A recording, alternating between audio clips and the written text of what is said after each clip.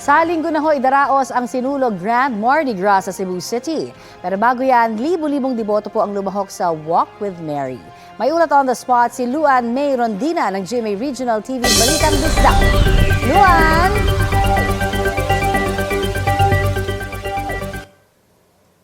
Ang Novena Mass dito sa Basilica Minore del Santo Niño na bahagi ng 459th celebration ng Fiesta ng Señor Santo Niño.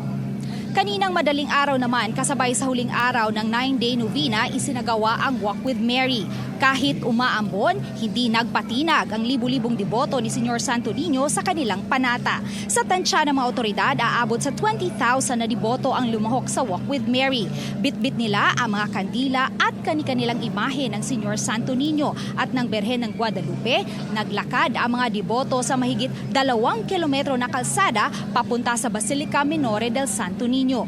Pagdating sa Basilica, isinagawa ang misa. 6:50 AM kanina nang simulan ang traslasyon kung saan dinala ang mga imahe ni Señor Santo Niño at ng Berhen ng Guadalupe sa National Shrine of St. Joseph sa Mandaue City at mananatili roon hanggang mamayang hating gabi. Bukas ng umaga, isasagawa ang taunang fluvial procession na lalahukan ng nasa 180 na mga sasakyang pandagat. Pagkatapos ng fluvial procession, isusunod naman ang reenactment ng unang misa sa loob ng Basilica grounds. Sa linggo naman ang sinulog Grand Mardi Gras kung saan magtatagisan ang iba't ibang dancing contingents sa sinulog-based at free interpretation category.